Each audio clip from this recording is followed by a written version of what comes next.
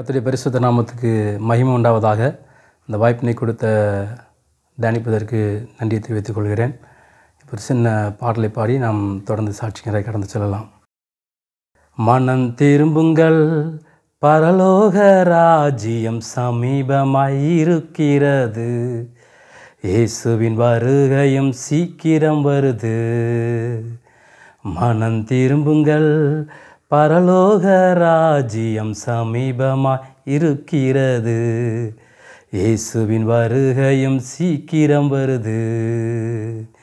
நீதி தேவன் நியாயம் செய்ய சீக்கிரம் வரப்போகிறார். நீதி தேவன் நியாயம் செய்ய சீக்கிரம் வரப்போகிறார். கிரியைக்கு பலன் அளிப்பார், தம் பிள்ளைகளை கூட்டிச் செல்வார். நம் கிரியைக்கு பலன் அளிப்பார், தம் பிள்ளைகளை கூட்டிச் செல்வார். மனம் திரும்புங்கள், பரலோக ராஜ்யம் சமீபமாயிருக்கிறது. இயேசுவின் வருகையும் சீக்கிரம் வருது. ஆண்டவர் இயேசு கிறிஸ்துவின் பரிசுத்த நாமத்துக்கு மகிமை உண்டாவதாக. இந்த வாய்ப்பினை கொடுத்த தியானிப்பதற்கு நன்றியை தெரிவித்துக் கொள்கிறேன். என்னுடைய பெயர் மாடசாமி. சொந்த ஊர் தூத்துக்குடி உள்ள சாயர்புரத்தில் உள்ள நடுவுக்குச்சிங்கிற கிராமம். அம்மா அப்பா பேர் செல்வராஜ், பேச்சி அம்மாள். அவங்க அம்மா அப்பா, என்னுடைய அம்மாவுடைய அம்மா அப்பா எல்லாருமே ஆரம்ப நாட்கள்லேருந்தே பூத்தொழில் பண்ணி கொண்டு இருந்தாங்க. பூ கட்டுவாங்க. அதுக்கப்புறம் அது அந்த கோயிலில் போய் பூ அலங்காரம் பண்ணி கோயிலில் பூஜை வைத்து கொண்டு இருந்தாங்க. அப்பா எந்த ஒரு கெட்ட பழக்கமும் கிடையாது. அம்மா அப்பா 2 பேருமே சேர்ந்து வெளியே விவசாய தொழிலுக்கும் போவாங்க. வீட்டில் மற்ற டைம்களில் பூவும் கட்டுவாங்க. சின்ன வயசுலேருந்தே வீட்டில் நான் 3ஆம் கிளாஸ் படிக்கும்போதுலேருந்தே வீட்டில் சின்ன சின்ன வேலைகள்லாம் செய்ய சொல்லி கொடுத்துருந்தாங்க. என்னை நம்ம நடுவுச்சியில் உள்ள டிடிடிங்கிற சின்ன ஸ்கூலில் சேர்த்து விட்டுருந்தாங்க. அது கிறிஸ்டியன் ஸ்கூலு. அப்போ ஆரம்பத்தில் பார்த்திங்கன்னா ஃபஸ்ட் ஸ்டாண்டர்ட் போகும்போது அப்போ நம்ம காதை தொட்டு பாருங்கள் அப்படின்னு சொல்லி தான் அந்த ஃபஸ்ட் ஸ்டாண்டர்ட்லாம் சேர்ப்பாங்க. அப்போ அந்த நாட்களில் அப்போ அங்கேருந்தே 5ஆம் கிளாஸ் வரைக்கும் படிச்சிருந்தேன். 5ஆம் கிளாஸ் படிக்கிற வரைக்கும் பார்த்திங்கன்னா அங்கே சர்ச்சும் உள்ளே இருக்கும். அந்த சர்ச்சு உள்ளே இருக்கும்போது அப்பப்போ சண்டே கிளாஸ் கூப்பிடுவாங்க. ஆனால் அதை காட்டிலும் இந்த இயர்லி ஒன் டைம் இந்த விபிஎஸ்னு ஒன்று நடக்கும். அதுக்கு எல்லாருமே கூப்பிடுவாங்க. அங்கே போய் நம்ம சர்பத்து இந்த மாதிரிலாம் கொடுப்பாங்க. இயேசுவை பற்றி சொல்லுவாங்க. கேட்டுட்டு வந்துடுவோம். ஆனால் வீட்டில் பார்த்திங்கன்னா ஃபுல்லாகவே நம்ம கோயிலுக்குலாம் அங்கேயும் சொல்லி கூப்பிட்டு போனதுனால அப்பா சின்ன வயசுலேருந்தே ரொம்ப தெய்வ பக்தியாக வளர்த்து கொண்டு இருந்தார். அது மாத்திரம் இல்லை, அவர் பார்த்திங்கன்னா ஹிந்துவாக இருந்தாலும் வெளியே சினிமா படம் பார்க்குறதுக்கு எதுக்குமே அலோவ் பண்ண மாட்டார். அப்போ அவ்வளோ டிவியும் நிறைய வீடுகளில் இருக்காது. ஆனால் தேட்டருக்கு கூப்பிட்டு போவார். பார்த்திங்கன்னா சாமி படம் ஏதாவது பக்தி படம் போட்டாங்கன்னா குடும்பமாக கூப்பிட்டு போவார். கூப்பிட்டு போய் அந்த படத்தெல்லாம் பார்க்கும்போது எனக்குள்ளே இன்னும் கொஞ்சம் ஒரு வைராக்கியம் கூடிச்சு. சாமி பேசுமா, அப்போ நம்ம ஏன் பேசக்கூடாது? அப்பா அம்மா அந்த மாதிரி பூ அலங்காரம் பண்ணுறாங்க, பூ தொழில் கட்டுறாங்க, சாமி நல்லா போய் அலங்காரம் பண்ணி அதுக்கு பூஜைலாம் வைக்கிறாங்க அப்பா தாத்தா எல்லோரும். அப்போ அடுத்து நமக்கும் அது கற்றுக் கொடுக்குறாங்க. நம்மளும் அப்போ அந்த சாமிகிட்ட ஏன் பேசக்கூடாது? படத்துலலாம் சாமியெல்லாம் பேசுதே அப்படின்னு சொல்லி அப்போ அந்த வைராக்கியம் எனக்குள்ளே அதிகமாக ஆரம்பிச்சிச்சு. எனக்கு கூட பிறந்து 2 தங்கச்சிமார். ஒரு மூத்த தங்கச்சி பேர் சரஸ்வதி. அவங்க இப்போ தூத்துக்குடியில் சிட்டியில் இருக்கிறாங்க. 2வது தங்கச்சி பேர் மாரியம்மாள். அவங்க இப்போ கோயம்புத்தூரில் குடியிருந்துருக்கிறாங்க. அப்போ அந்த சின்ன வயசுலேருந்தே அந்த படங்கள்லாம் பார்க்கும்போது இன்னும் அதிகமாக எனக்குள்ள வைராக்கியம் வர ஆரம்பிச்சிச்சு. நம்ம அந்த சாமிகிட்ட எப்படியாவது பேசணும், அந்த சாமியுடைய சத்தத்தை நம்ம கேட்கணும்னு சொல்லி. ஆனால் இந்த விடுமுறை வேதாகம் பள்ளிகளுக்கு போகும்போது அங்கே சொல்லுவாங்க, இயேசு கிறிஸ்து நமக்காக இந்த பூமிக்கு வந்தார், நம்ம மேலே ரொம்ப அன்புள்ள ஆண்டவர், அவர் பேசுவார், அவர் தான் நமக்காக அந்த பூமியில் பாவத்துக்காக மரித்தார், அவர் உயிரோட திரும்ப எழுந்தார், இதெல்லாம் சொல்லுவாங்க. அப்போ எனக்குள்ளே என்ன வைராக்கியம் வரும்னா, ஏன் இப்போ நம்ம சாமியை இன்னுமே செய்யலையா? நம்ம சாமி என்ற மாதிரி பேசாதா? இது இந்த உலகத்துக்கு நம்ம காமிக்கணும்னு சொல்லி அது ஆப்போசிட்டாக நான் ரொம்ப அதிகமாக வைராக்கியத்தில் வளர ஆரம்பித்தேன். அப்போ வீட்டில் அம்மா அப்பா தங்கச்சிமார் எல்லாம் தூங்கிட்டாங்கன்னா போதும், நான் எழுந்துச்சி நடுவில் ஸ்கூல் படிக்கிற அந்த காலத்திலே 6ஆம் கிளாஸ் படிக்கும்போது 7ஆம் கிளாஸ் படிக்கும்போதெல்லாம் எழுந்திருந்து உட்காந்துருந்து சாமி நீ என்கிட்ட பேசுன்னு சொல்லி ஆரம்பித்தேன். 8ஆம் கிளாஸ்லாம் படிக்கும்போது பூஜை வைக்க சொல்லி கொடுத்ததுனால அங்கே பூஜை வைக்கிற இடத்துல போய் அந்த கோவில் நடையெல்லாம் கழுவி விட்டுட்டு, சாமி நீ என்கிட்ட பேசு, நீ பக்தர்லாம் வருவாங்க, நீ தரிசனமாகணும், நீ தான் தெய்வங்கிற அந்த உலகத்துக்கு காமிக்கணும்னு சொல்லி ஒரு வைராக்கியத்தை அதிகமாக எனக்குள்ளே தூண்டப்பட்டவனாக வளர்த்து வந்தார்கள். நான் இரவெல்லாம் தினமும் நைட்டு தூங்கின உடனே எல்லோரும் தூங்கிட்டாலும் வேலை எழுந்துச்சி சாமி என்ன நீ பேசு அப்படி சொல்லி தவறு இருந்து ஒவ்வொரு நாள் என்னுடைய வாழ்க்கையை ஓட்டி கொண்டு இருந்தேன். இது போக இன்னொரு பக்கம் பார்த்திங்கன்னா குடும்பம் ரொம்ப வறுமையாக இருந்தோம். ஒரு குடிசை வீட்டில் இருந்தோம்.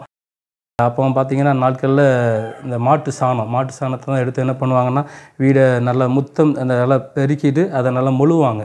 மொழுகும்போது அதுக்கப்புறம் அந்த கொஞ்சம் நேரம் காஞ்சிட்டுனா அந்த சாணியை அந்த இதை கொஞ்சம் பெருக்கி எடுத்துட்டோன்னா வீடு நல்லா தளம் போட்ட வீடு மாதிரி ஆயிரும். நாங்கள் அதில் தான் பாய் விரித்து படுப்போம் டெய்லி. அப்புறம் காலையில் எந்திரிச்ச உடனே நேராக அம்மாவுடைய அம்மா வீடு பக்கத்தில் இருந்ததுனால அவங்க வீட்டில் பசு மாடு வளர்த்துருந்தாங்க. அங்கே போய் சாணம் எடுத்துகிட்டு வந்து டெய்லி 5ஆம் கிளாஸ் 6ஆம் கிளாஸ் படிக்கும்போதெல்லாம் டெய்லியே வீட்டில் நல்லா தெளித்து வீட்டில் கோலம் போடுறது அதெல்லாம் என்னுடைய வேலையாக இருந்துச்சு. சாப்பாடு அப்போ வந்து அம்மா அப்பா ரொம்ப பிஸியாக வேலை பார்க்க ஆரம்பிச்சிட்டாங்க அப்படின்னு சொன்னால் பூ கட்ட ஆரம்பிச்சிட்டாங்க, இல்லை தோட்டத்துக்கு வேலை போயிட்டாங்கன்னா என்னை சொல்லிட்டு போயிடுவாங்க சோறு பொங்கி வச்சுருன்னு சொல்லி. அப்போ விறகுலாம் அப்போ வந்து விறகு அடுப்பு, அப்போ விறகுலாம் பொறுக்கிட்டு வந்து சோறு பொங்கி வச்சுருவோம். 6ஆம் கிளாஸ் படிக்கும்போது தோட்டத்தில் இந்த சாணம் பொறுக்கிற வேலை, அப்புறம் உரம் சுமக்க போகிறக்கெல்லாம் வேலைக்கெல்லாம் போக ஆரம்பித்தோம். குடும்ப வரி நிமித்தமாக லீவு நினைக்கலாம் ஏதாவது ஒரு வேலைக்கு போயிடுவோம். அப்புறம் ஸ்கூலுக்கும் போவோம். அந்த 7ஆம் கிளாஸ் 8ஆம் கிளாஸ் படிக்கும்போது பார்த்திங்கன்னா சின்ன சின்ன தீய பழக்க வழக்கங்களுடைய வாழ்க்கையில் சூழ்ந்து கொள்ள ஆரம்பிச்சிச்சு. நம்ம சோறு போகும்போது பார்த்திங்கன்னா அந்த புகையெல்லாம் வாய்க்குள்ளே போகும். இதை என்ன பண்ண ஆரம்பித்தா கொஞ்சம் கொஞ்சமாக அந்த இருக்கிற சின்ன சின்ன குச்சிகள் எடுத்து வாயில் வச்சு ஊத ஆரம்பித்தேன். அது அப்படியே காலப்போக்கில் என்ன ஆக ஆரம்பிச்சிச்சு, பீடி குடிக்க வைக்கிறது அந்த அடிமைத்தனத்துக்குள்ளே போக ஆரம்பிச்சிச்சு. அப்புறம் சிகரெட் வாங்கி குடிக்க ஆரம்பித்தேன். 8ஆம் கிளாஸ் படிக்கும்போது பார்த்திங்கன்னா அதெல்லாம் இல்லாமல் இருக்க முடியாத லெவலில் அடிமையாகிட்டேன். லீவு நாட்களில் வேலைக்கு வர போகும்போது கொஞ்சம் பைசாவும் கையில் கிடைக்க ஆரம்பிச்சு. அப்போ வந்து சிகரெட் பார்த்திங்கன்னா 20 பைசாக்கெலாம் கிடைக்கும், 50 பைசாக்கெலாம் கிடைக்கும். அப்போ அந்த வர்ற காசில் கொஞ்சம் காசை தெரியாமல் எடுத்து வச்சுட்டு டெய்லி ஸ்கூலுக்கு போயிட்டு வந்தவுடனே ஒரு தோட்டத்துக்காட்டில் போய் உட்காந்து சிகரெட்டு குடிச்சிட்டு அப்போ அந்த குடித்தது வெளியே தெரியாமல் இருக்கிறக்காக அந்த வாடை அடிக்காமல் இருக்கிறக்காக பரோட்டா பக்கத்துலேயே விற்றுட்ருக்கோம் ஒரு கடையில். அங்கே போய் ₹1.5 கொடுத்தா போதும், ஒரு செட்டு புரோட்டா கொடுத்துருவாங்க. அந்த புரோட்டா வாங்கி சாப்பிட்டுட்டு நேராக வீட்டுக்கு வந்து ஒன்றும் தெரியாத மாதிரி நடந்துக்கிடுவேன். அதே மாதிரி வீட்லேயும் பார்த்திங்கன்னா என் அம்மா அப்பா பேசுகிறது கொஞ்சம் பயப்படுற அளவுக்கு ஒரு பெரிய கொடூரமான கோபக்காரனாகவும் இருந்தேன். ஒரே பையன் 2 தங்கச்சி. கொஞ்சம் எது பேசாலும் அதிகமாக டென்ஷன் ஆகும். 2 நாள் 3 நாள் சாப்பிடாமல் கிடந்துடும். அப்படியே அவங்க எவ்வளவோ தாங்குவாங்க, சாப்பிட மாட்டேன், பட்னியாக அப்படியே கிடப்பேன். ஒரு வைராக்கியம், ஒரு பயங்கரமான ஒரு கோபமாக இருந்துச்சு.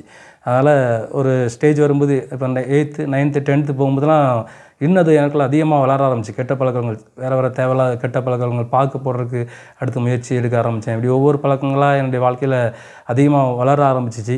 அப்புறம் 10th ஸ்டாண்டர்ட் படிக்கும்போது எங்கள் அம்மா அப்பா என்ன சொன்னாங்க, கவர்மெண்ட் எக்ஸாம்டா நல்லா படிடா அப்படின்னு சொன்னாங்க. ஆனால் இன்னொரு பக்கம் பார்த்திங்கன்னா அந்த 6th ஸ்டாண்டர்ட்லேருந்து 5th ஸ்டாண்டர்ட் வரைக்கும் நான் படித்தது கிறிஸ்டின் ஸ்கூல் தான். 6th ஸ்டாண்டர்டு பார்த்திங்கன்னா சாயரப்பத்தில் G U Pope's higher secondary school அங்கே சேர்த்து விட்டாங்க.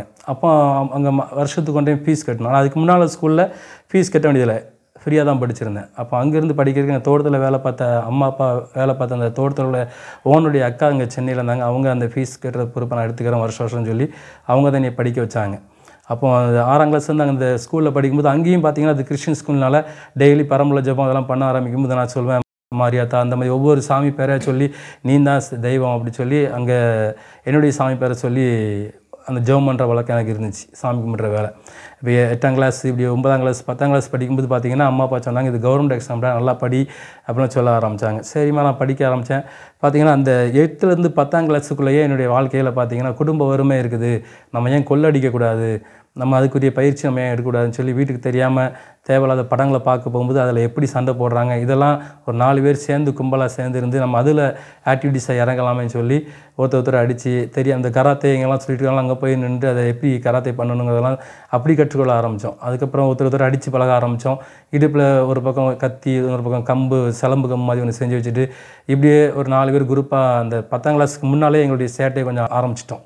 ஒரு பக்கம் தெய்வபக்தி, இரவெல்லாம் ஃபுல்லாக சாமி என்கிட்ட பேசுங்கிறது, இன்னொரு பக்கம் ஸ்பீடி சிகரெட் இல்லாமல் என்னால் இருக்க முடியல. அதுக்கப்புறம் ஒரு பக்கம் நம்ம ஏன் திருடி நம்முடைய குடும்பத்தை காப்பாற்றணும், அப்படி ஒரு வேளை நமக்கு மட்டும் இல்லை நம்ம சுற்றி இருக்கிற மக்கள் கஷ்டப்பட்டவங்க இருக்கிறாங்க அவங்கள்ட்டையும் நம்ம நினச்சிக்கணும், நம்மகிட்ட மீதிக்கிற காசை கொடுத்து அவங்களையும் பழக்க வைக்கணும், எப்படி திருடி தான் பழக்க வைக்கணும் அப்படிங்கிற ஒரு மைண்ட் செட்டில் பயங்கரமாக ஃபுல்லாக செட் ஆகிட்டு மைண்டு. ஏன்னா பக்கத்து ஊர் பார்த்திங்கன்னா சாயர்புரம் எல்லாமே பார்த்திங்கன்னா டீச்சர்ஸு பிரின்சிபல்ஸு இந்த மாதிரியான வசதியான அந்த ஊர். ஸோ அவங்க வீட்டில் நம்ம கொள்ளடிக்கணும்னு சொல்லி நாங்கள் 4 பேர் அதில் ஒரு குரூப்பாக இணைஞ்சிருந்தோம். அந்த டைமில் நான் என்னுடைய வாழ்க்கையில் தீர்மானம் பண்ணியிருந்தேன், நம்மளை யாராவது அடிச்சிட்டாங்க, நம்மளை யாராவது தாக்கிட்டாங்க அப்படின்னா நம்மளால் திரும்ப அடிக்க முடியாத சூழ்நிலை வந்துருச்சு அப்படின்னு சொன்னால் நம்ம அதுக்கப்புறம் இந்த பூமியில் உயிரோடு இருக்கவே கூடாது.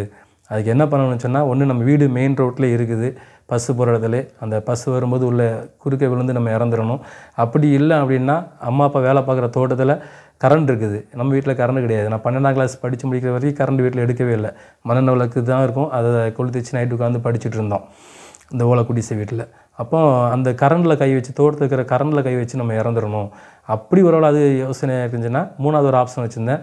அதளி செடி தோட்டத்தில் இருந்துச்சு. அந்த செடிகளில் வேறு எப்படிங்க நம்ம அரைச்சி சாப்பிட்லான்னு சொல்லி வேறு எப்பவும் மேலே தெரியிற மாதிரி தோண்டி வச்சுருந்தேன். இது ஒரு பக்கம் என்னுடைய வாழ்க்கையில் நம்ம எங்கேயாவது நம்ம தாக்கிட்டாங்கன்னு சொன்னால் இதில் ஒரு ஆப்ஷனை எடுத்து நம்முடைய வாழ்க்கையை முடிச்சிடணும் அப்படின்னு சொல்லி என்னுடைய வாழ்க்கையில் தீர்மானித்து ஓடிக்கொண்டிருந்தேன். 10ஆம் கிளாஸ் படிச்சுட்டு இருக்க அந்த சமயத்தில் தான் அம்மா அப்பா நல்லா படிக்க சொன்னாங்க. நானும் படிக்கிறதுக்கு முயற்சி செஞ்சேன் என்னால் அளவு. ஆனால் எக்ஸாம் எழுதி முடிச்சதுக்கப்புறம் அம்மா அப்பா சொன்னாங்க, ஒருவேளை நீ ஃபெயில் ஆகிட்ட அப்படின்னு சொன்னால், ஏன்னா நான் ரொம்ப படிக்கிற ஆள் கிடையாது. 4ஆம் கிளாஸ்லாம் படிக்கும்போது பார்த்திங்கன்னா முட்டை எடுத்தேன். 9ஆம் கிளாஸ் ஓரளவு படிக்க ஆரம்பித்தேன். 10ஆம் கிளாஸில் பார்த்தா முடிஞ்ச அளவு படிக்க ஆரம்பிச்சிருந்தேன். ஆனால் என்னால் நல்ல மார்க் எடுக்கிற லெவலில் படிப்பு கிடையாது. அதை எதுவும் பண்ணிடாதடா அப்படின்னு சொல்லி கொஞ்சம் அன்பாக பேசியிருந்தாங்க. நான் எனக்கு அந்த இதை கேட்டவுடனே, நம்ம ஃபெயிலானால் கூட ஒன்றுமே செய்ய வேண்டான்ட்டாங்க, அப்புறம் என்ன பார்த்துக்கலாம் அப்படின்னு சொல்லி ஒரு தைரியம், ரொம்ப தைரியம் வந்துருச்சு. அப்புறம் பார்த்தா மார்க் ரிசல்ட் வந்துச்சு. என் கூடவே எப்பவும் ஒரு தம்பி, ஒரு ஃப்ரெண்டு ஒருத்தர் இருந்தார். அவரும் என்னையும் பார்த்திங்கன்னா ஒரு 50 மார்க்கு கம்மியாக நான் எடுத்துட்டேன். அவர் 380 எடுத்தார், நான் 330 எடுத்தேன். பாஸ் பண்ணிட்டேன், சந்தோஷமாச்சு. ஃபெயிலானாலே ஒன்றும் செய்ய வேண்டாம்னு சொன்னவங்க பாஸ் ஆகிட்டோம், இனிமேல் என்ன ஒரே ஹாப்பி தான் அப்படின்னு சொல்லிட்டு வீட்டில் ரிசல்ட் சொன்னோடனே, அவன் என்ன மார்க் எடுத்தான், அவன் கூடவே தான் இருந்தான், கூடவே தானே படுத்தான், என்ன மார்க் எடுத்தான்னு சொல்லி கேட்டும்போது 50 மார்க் கூட ரொம்ப டென்ஷன் ஆகிட்டாங்க. அப்போது ஏற்கனவே நான் வீட்டில் எப்போவுமே எங்கள் அப்பா அம்மா என்னை பார்த்து பேசுகிறதுக்கே கொஞ்சம் பயந்தவங்க. அன்றைக்கி ரொம்ப டென்ஷனான பேசுனா அது என்னுடைய மைண்ட் அப்செட் பண்ணவே இல்லை. எப்படி இவங்க இப்படி பேசுகிறாங்க, அப்போ இவங்களுக்கு என் மேலே அன்பே இல்லையா அப்படிலாம் பயங்கரமாக ஒரு நாள் பேசுவாங்கன்னு பார்த்தா அது கண்டினியூ ஆக ஆரம்பிச்சு. 1 மாதம் அந்த மாதிரி கண்டினியூ பண்ண ஆரம்பிச்சிட்டாங்க. ஏற்கனவே எனக்குள்ள இந்த கோபம் இன்னும் அதிகமாக நமக்கு ஏன் இந்த பூமியில் வாழணும், நம்ம வாழ வேண்டிய அவசியமே இல்லை, நம்ம நேசிக்கவே இல்லை பொழுது இவங்க அப்படின்னு சொல்லி ஒரு மைண்ட் செட்டப் ஆச்சு.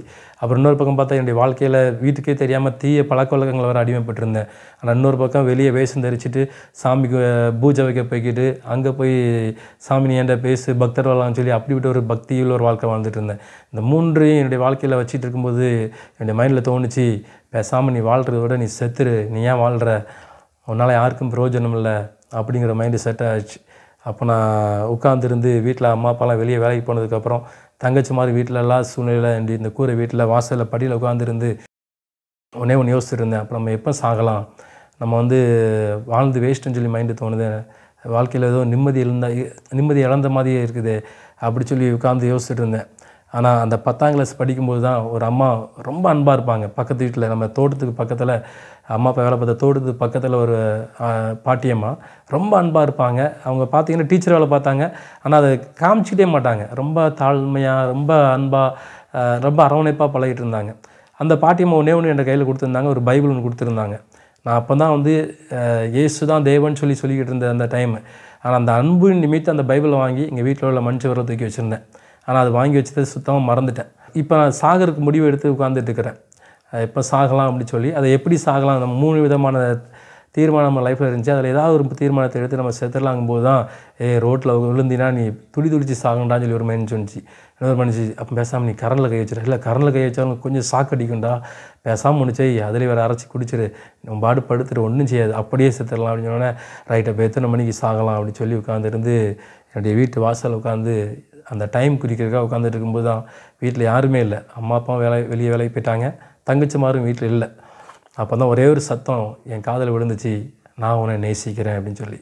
ஏன்னா அந்த வீட்டில் யாருமே இல்லை, நான் உன்னை நேசிக்கிறேன் சத்தம் கேட்குதா. அப்போ நீங்கள் யார், வீட்லேயும் யாருமே இல்லையா அப்படின்னு சொல்லி, நீங்கள் யார் அப்படின்னு சொல்லி கேட்கும்போது அந்த சத்தம் திரும்ப சொன்னிச்சு, உன் வீட்டில் ஒரு பரிசுத்த வேதாகம் இருக்குது, நீ அதை எடுத்து வாசி, இவ்வளோ தான்.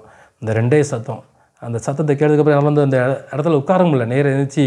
வீட்டில் அது ஏசு தான் அந்த பரிசுத்த வேதாகம் சொன்னால் அவர் ஏசுவாச்சேன்னு சொல்லி நேராக அந்த பைபிளில் போய் செவிலேருந்து எடுத்து தூசியெல்லாம் தட்டி அதை வாசிக்க ஆரம்பித்தேன். ஓன்னு சொல்லி சத்தம் போட்டு அழுத ஆரம்பித்தேன். ஏன்னா அதை வாசிக்கும் போது தான் தெரிஞ்சு என் வாழ்க்கையில் நான் எவ்வளோ பெரிய பொருளாதாரமாக இருக்கிறேன், என்னால் என் தங்கச்சிமார் எவ்வளோ கஷ்டப்படுறாங்க, எவ்வளோ அம்மா அப்பாவை எவ்வளோ கஷ்டப்படுத்தி வாழ்ந்துட்டுருக்கிறேன், நான் என் ஃப்ரெண்ட்ஸை எவ்வளோ கெடுத்துட்ருக்கிறேன், என் வாழ்க்கையே ரொம்ப மோசமான, அப்பா அப்பாவுக்கு தெரியாமல் அந்தரங்கத்தில் என் வாழ்க்கை ஒரு கொடூரமான வாழ்க்கை வாழ்ந்துட்டுருக்கேங்கிறத ஒரு படம் மாதிரி முன்னே ஓடிச்சிட்டு இருந்துச்சு. அதை பார்த்து ஏங்கி அழுது, ஆண்டவரே நான் மன்னிங்க, இயேசுவே தெய்வம் இல்லைன்னு வேறு சொல்லியிருந்தேனே, நீங்கள் வேண்டாம், நீங்கள் தெய்வம் இல்லை, நான் வணங்குறது தான் தெய்வம்னு சொல்லி நிரூபிக்கிறதுக்காக என்னெல்லாமோ தவறு இருந்தெல்லாம் பேசிகிட்டு இருந்துக்கிறேன். ஆனால் அது என்கிட்ட பேசலை. நான் யார் தெய்வம் இல்லைன்னு சொல்லி சொன்னனோ, நீங்கள் வந்து நான் சாக போகும்போது நான் உன்னை நேசிக்கிறேன்னு சொல்லியிருக்கிறீங்க, என்னை காப்பாற்ற வந்துட்டீங்களேன்னு சொல்லி கண்ணீரோட ஏங்கி அழுது என் பாவத்தெல்லாம் என் கண்ணுக்கு முன்னால் திற மாதிரி ஓடிட்டு இருந்த அந்த பாவத்தெல்லாம் ஒவ்வொன்றா சொல்லி அறிக்கைட்டேன். என் பாவத்தை மன்னிங்க ஆண்டவரே, என் அம்மா அப்பாவை கஷ்டப்படுத்தியிருக்கிறேன்னா இந்த அளவுக்கு, என் தங்கச்சி மாதிரி இவ்வளோ கஷ்டப்படுத்தியிருக்கிறேன்னா, என் ஃப்ரெண்ட்ஸ் எந்த அளவுக்கு எடுத்துட்டேன்னா, அதுக்கு இவ்வளோ காரணமாயிட்டேனே, என்னை மன்னிங்க, நீங்கள் தான் தெய்வம் ஆண்டவரேன்னு சொல்லி அன்றைக்கி என்னுடைய வாழ்க்கையை முழுதுமாக அர்ப்பணித்தேன்.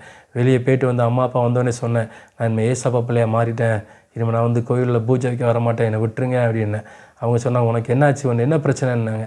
இல்லை, அவர் தான் என்னை காப்பாற்ற வந்தார், அவர் என்கிட்ட பேசினார், அந்த சத்தத்தை நான் கேட்டேன், இப்போ நான் இயேசுக்கு பின்னால் தான் போகிறேன் என்னொன்னே அவங்க கொஞ்சம் திட்ட ஆரம்பிச்சிட்டாங்க. ஆனால் அதுக்கு முன்னால் திட்டுனா நான் திரும்ப திட்டுவேன், நான் சாப்பிட மாட்டேன், ஏதாவது பண்ணுவேன். அவங்க அன்றைக்கி திட்ட ஆரம்பித்தாங்க, சந்தோஷமாக சிரிக்க ஆரம்பிச்சிட்டேன். அது வரைக்கும் அதுக்கு பிறகு குணாதிசயங்கள் ஒவ்வொன்றா மாற ஆரம்பிச்சிச்சு. அப்புறம் ஊரில் உள்ளவங்ககிட்ட பெரியவங்கள்ட்ட சொல்ல ஆரம்பித்தாங்க. பெரியவங்களாம் வந்தாங்க, வந்துட்டு ஊரில் தர்மகத்தை அந்த மாதிரிலாம் ஒருத்தர வந்தாங்க. வந்துட்டு, என்னாச்சு தம்பி, உனக்கு என்னாச்சு, நீ பூஜை ஏன் வைக்க வர மாட்டேங்கிற? ஏன்னா பூஜை வைக்கும்போது அதுலேயும் வருமானம் வந்துச்சு எங்களுக்கு வீட்டுக்கு. நீ பூஜை வைக்க வர மாட்டேன்னு சொல்லி பெரியவங்களாம் கேட்கும்போது, இல்லை நான் வரமாட்டேன், ஏன்னா ஏசப்பா என்கிட்ட பேசின சத்தத்தை நான் கேட்டேன், இனிமேல் நான் ஏசப்பா பிள்ளையாக மாறிட்டேன், அவருக்கு பின்னால் தான் நான் போகிறேன்னு சொல்லும்போது அவங்க சொன்னாங்க, இந்த பெத்த தாயை விட்டுட்டு வேறு யாரையோ தாயின் போய் வெளிநாட்டு சாமியை போய் சொல்லிட்டு இருக்கிறிய, இப்போல்லாம் நீ பண்ணாத அப்படின்னு சொல்லி அவங்க எனக்கு அட்வைஸ் பண்ண ஆரம்பித்தாங்க. நான் சொன்னேன், இல்லை எனக்கு உண்மையான தாய் இப்போ தான் நான் கண்டுபிடிச்சேன், நான் சாக போகும்போது அவர் தான் என்னை காப்பாற்றினார் அப்படின்னு சொல்ல ஆரம்பித்தேன்.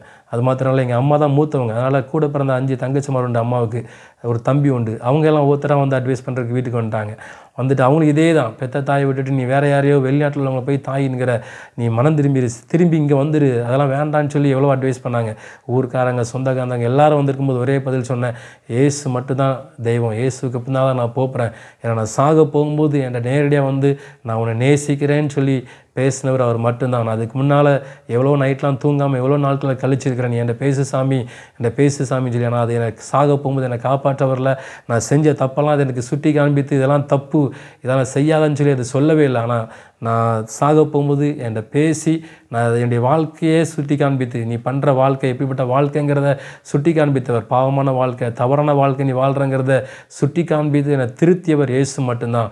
அதனால் நான் இயேசுக்கு பின்னால் தான் போவோம், அவர் தான் உண்மையான தாய்ங்கிறத உணர்ந்துட்டேன். நான் சாக போகும்போது தான் பிள்ளைக்கு அந்த தாய்க்கு தான் துடிக்கும், பிள்ளை சாகக்கூடாதுன்னு சொல்லி அவருக்கு துடித்ததுனால என்னை காப்பாற்ற வந்திருக்கிறாரு, என்கிட்ட பேசியிருக்கிறாரு அப்படி சொல்லி நான் அவங்களுக்கு மறுமொழி சொல்லி கொஞ்சம் நான் 2-3 வருஷம் என்கிட்ட போராடினாங்க. நான் அதுக்கப்புறம் என்னுடைய வாழ்க்கையில் இருந்த ஒவ்வொரு அசைவையும் கவனித்த என்னுடைய அம்மா அப்பா இதுக்கு முன்னால் கோவப்படுவான், இப்போ கோவப்பட மாட்டேங்கிறான், இப்போ எவ்வளோ அடித்தாலும் வாங்குறான், ஏன்னா அடியாது. அதுக்கப்புறம் அம்மா அப்பா அடிக்கிறதையும் சந்தோஷமாக ஏற்றுக்கொள்ள ஆரம்பிச்சிட்டேன். ஏன்னா இயேசு கிறிஸ்து ஜெபம் பண்ணால் அடிப்பாங்க, பைபிள் வாசித்தா திட்டுவாங்க, ஒவ்வொன்றா அடிக்கடி பண்ண ஆரம்பித்தாங்க. ஆனாலும் அதை சந்தோஷமாக காது கொடுத்து வாங்கிடுவேன், சந்தோஷமாக கூட சிரித்தேன், சந்தோஷமாக அவங்க கூட பேச ஆரம்பித்தேன். 2-3 வருஷம் கவனித்தவங்க. அதுக்கப்புறம் அவங்களே சொன்னாங்க, நீ இந்த இயேசு கிறிஸ்துக்கு பின்னாலே போயிரு, உன் வாழ்க்கையில் ரொம்ப மாற்றத்தை நாங்கள் பார்க்குறோம் அப்படி. நாங்கள் இயேசு கிறிஸ்துடைய வாழ்க்கையை டோட்டலாக மாற்றி ஆரம்பித்தார். என்றைக்கு அவர் என்னை தொட்டாரோ அன்றைக்கி பீடி சிகரெட்டு கத்தி கம்பு எல்லாத்தையும் தூக்கி துறப்பட்டு அன்னையோட அதுக்கப்புறம் என்னுடைய வாழ்க்கையில் இன்ன வரைக்கும் அந்த பழக்க வழக்கத்துக்கு அடிமை இல்லாத அளவுக்கு ஆண்டவர் நான் மாற்றினார். அதுக்கப்புறம் 11ஆம் கிளாஸு 12ஆம் கிளாஸ் படித்து முடிச்சுட்டு பைபிள் காலேஜ் போகலான்னு சொல்லி எங்கள் வீட்டில் பேசும்போது எங்கள் அம்மா அப்பா சொன்னாங்க. ஏன்னா அவங்க அம்மா அப்பா யாருமே ரசிக்கப்படலை. தங்கச்சிமார்கிட்ட ஏசை பற்றி கொஞ்சம் கொஞ்சமாக சொல்லி கொண்டிருந்தேன் அதுக்கப்புறம். ஆனால் அம்மா அப்பா சொல்லிட்டாங்க, இல்லை நீ பைபிள் காலேஜ்லாம் படிக்க போகண்டாம், நீ ஐடிஐ படிக்கப்போ ஏதோ ஒரு தொழிற்கல்வியை நீ கற்றுக்கோ, அதுக்கப்புறம் நீ பைபிள் காலேஜ் படிக்கப்போ எங்கே தான் இப்போ உன் லைஃபுக்கு உன் கையில் ஏதாவது கைத்தொழில்னு ஒன்று இருக்கணும் அப்படி சொல்லி அவங்க நீ ஐடிஐயில் சேர்த்து விட்டாங்க. அங்கேயும் படித்தேன். அங்கேயும் பார்த்தீங்கன்னா அங்கே தூத்துக்குடியில் கவர்மெண்ட் ஐடியில் போய் சேர்ந்தேன். அங்கே படிக்க வைக்கும்போது அங்கேயும் இயேசு கிறிஸ்துவுக்கு அதிகமாக சொல்ல ஆரம்பித்தேன். எப்போ இயேசு கிறிஸ்துவை ஏற்றுக்கொண்டனோ அதுக்கப்புறம் ஒரு சகோதரர் எனக்கு அறிமுகமானார். அந்த சகோதரர் மூலமாக சர்ச் ஆஃப் காட் அப்படிங்கிற ஒரு சர்ச்சுக்கு என்னை கூப்பிட்டு போனாங்க. அந்த சர்ச்சில் போய் அவங்க இயேசு கிறிஸ்து குறித்து நிறைய சொல்கிறதெல்லாம் கற்றுக்கொள்ள ஆரம்பித்தேன். பைபிள் ஸ்டடி அட்டன் பண்ண ஆரம்பித்தேன். ரொம்ப தாகம் ஆரம்பிச்சு, பைபிளில் பார்த்தாலே அதை வாசிக்கிட்டே இருக்கணும் போல் ஆசை வர ஆரம்பிச்சிச்சு. அந்தளவுக்கு ரொம்ப பிரியமாச்சு இந்த பைபிள் மேலே. அது அவ்வளோ இன்பமாக எனக்கு தெரிஞ்சிச்சு. அப்புறம் 12th முடிச்சதுக்கப்புறம் அவங்க கூட சேர்ந்து ஊழியத்துக்கெல்லாம் போக ஆரம்பித்தேன். 10th முடித்து எப்போ ஏசு ஏற்றுவிடணும் அந்த சர்ச்சில் போய் ஜாயின் பண்ணோன்னே அவங்க எங்கே ஊழியத்துக்கெல்லாம் கூப்பிட்றாங்களோ அங்கெல்லாம் சண்டே ஊழியத்துக்கு போக ஆரம்பித்தேன். சண்டே கிளாஸ் எடுக்கிற இடத்தெல்லாம் போய் அட்டன் பண்ணேன். 12th முடித்து சண்டே கிளாஸ் கற்றுக் கொடுத்தாங்க. அதுக்கு கொடுத்தோன்னே அந்த அவங்களுக்கு இந்த கதை சொல்லி கொடுக்குறது, சண்டே கிளாஸ் பிள்ளைகளுக்கு போய் பாடம் நடத்துறது இதெல்லாம் ஆரம்பித்தேன். அப்புறம் ஒவ்வொரு கிராமமாக அதுக்கப்புறம் அங்கே உள்ள இன்றைக்கி கூட அந்த ஃபெலோஷிப் இருக்குது, ஃப்ரெண்ட்ஸ் ப்ரேயர் ஃபெலோஷிப்னு சொல்லி சாயர்புரத்தில் இருக்குது. அதில் இன்னும் அடுத்த ஜென்ரேஷன் இன்னும் ஒவ்வொரு வாலிபர்களாக கூட்டமாக நிறைய வாலிப கூட்டங்கள் வெளியே போயிடுச்சு. இப்போ அந்த ஜென்ரேஷன் தொடர்ந்துகிட்டே இருக்குது. அந்த கூட்டத்தில் இருந்து ஒரு 25 கிராமங்கள்கிட்ட தத்தெடுத்து நாங்கள் செய்ய ஆரம்பித்தோம். ஒவ்வொரு கிராமம் குரூப்பாக பிரிஞ்சிருந்து சண்டே கிளாஸ் எடுக்கிறது, அங்கே உள்ள சில சபைகளில் பிரசங்கம் பண்ண கூப்பிட்டா அங்கே பிரசங்கிக்க போகிறது. கஷ்டப்படுற கிராமங்களில் போய் சேர்ந்து அந்த பிள்ளைகளுக்கு முடிஞ்ச அளவு உதவி செய்கிறது, இப்படிலாம் ஒவ்வொரு இதாக செய்ய ஆரம்பித்தோம். அப்புறம் ஏற்கனவே 6ஆம் கிளாஸ் படிக்கும்போதே நான் வேலைக்கு போக ஆரம்பிச்சிட்டேன். சைடில் லீவ் எடுக்கும்போது 10ஆம் கிளாஸ் படிக்கும்போது பார்த்திங்கன்னா வயரிங் வேலைக்கெலாம் போக ஆரம்பித்தேன். அந்த காங்கிரீட் உடைக்கிறது, செவுர் உடைக்கிறது, பைப் பதிக்கிறதுக்கு அது எனக்கு ரொம்ப பிரியமாக போச்சு. அதனால் 12th படித்து ஐடிஐ படிக்கும்போது சைடில் ஃபுல்லாக இதே மாதிரி அதே வேலையை தொடர்ந்து அதில் கொஞ்சம் நல்ல வருமானம் வர ஆரம்பிச்சிச்சு. அதை வச்சு கொஞ்சம் ஊழியங்களுக்கு கொடுக்கறது, வீட்டில் ஹெல்ப் பண்ணுறது, என்னுடைய தனிப்பட்ட வாழ்க்கை கொஞ்சம் யூஸ்ஃபுல்லாக அது உபயோகிக்கிறதுக்கு ஆண்டவர் எனக்கு நல்லா பலப்படுத்தினார். தொடர்ந்து அப்படியே 12th முடித்து ஐடிஐ முடித்து அதுக்கப்புறம் கொஞ்ச நாள் ஃபுல்லாக லோக்கல்லையே எல்லா வயரிங் வேலை ஒரு 5 வருஷமாக பண்ணிகிட்டு இருந்தேன். அதுபோல் சில நேரத்தில் செக்யூரிட்டி வேலைக்கு இப்படி சின்ன சின்ன வேலை கிடையாது, அதிலலாம் அப்படி ஜாயின் பண்ணி வேலையும் பார்த்து தொழிலும் பார்த்துட்டு ஊழியம் செய்ய ஆரம்பித்தேன். இப்படியே போயிட்டு இருக்கும்போது என் ஃப்ரெண்ட்ஸ் சொன்னாங்க, நீ படித்து முடிச்சுட்டு இப்படி லைஃப்பை வேஸ்ட் பண்ணுற, வேணாம் வா கொஞ்சம் சென்னையில் போய் நீ படித்து முடித்ததுக்கு ஏற்ற மாதிரி அதாவது டிராஃப்டிங் மெக்கானிக்கல் அப்படிங்கிற இது கோர்ஸ் தான் படிச்சிருந்தேன், மெக்கானிக்கல் டிராஃப்ட்ஸ்மேன் சொல்லி. ஸோ அது சம்மந்தமாக நீ ஏன் அது வேலைக்கு இறங்கக்கூடாது, உன் லைஃப்பில் நீ இப்படியே போனீங்கன்னா என்றைக்கா ஒரு நாள் கான்ட்ராக்ட் கிடைக்காம போயிடும். வயரிங் கான்ட்ராக்டில் எடுத்து பண்ண ஆரம்பித்தேன், கிடைக்காம போயிடும். ஆனால் இது ஒரு கம்பெனியில் வேலைக்கு செஞ்சுருந்தால் மாதம் கண்டினியூஸ் சம்பளம் வரும், ஏதோ உனக்கு யூஸ்ஃபுல்லாக இருக்கும், லைஃப் செட்டில் ஆகும் சொல்லி சொன்னோன்னே சரி இறங்கி பார்க்கலான்னு சொல்லி 2007 நான் அந்த சென்னைக்கு வர ஆரம்பித்தேன். அங்கே ஒரு கம்பெனியில் என்னை சேர்த்து விட்டாங்க. 3000 சம்பளம் கொடுத்தாங்க, ட்ரைனிங் பீரியடுன்னு சொல்லி. அதில் இருந்துட்டு அங்கே ஒரு ப்ரேயர் பண்ணுற ஃப்ரெண்ட்ஸ் கிடைச்சாங்க. அவங்க கூட இணைஞ்சிருந்து ரூமில் ஜெபம் பண்ணுவோம்.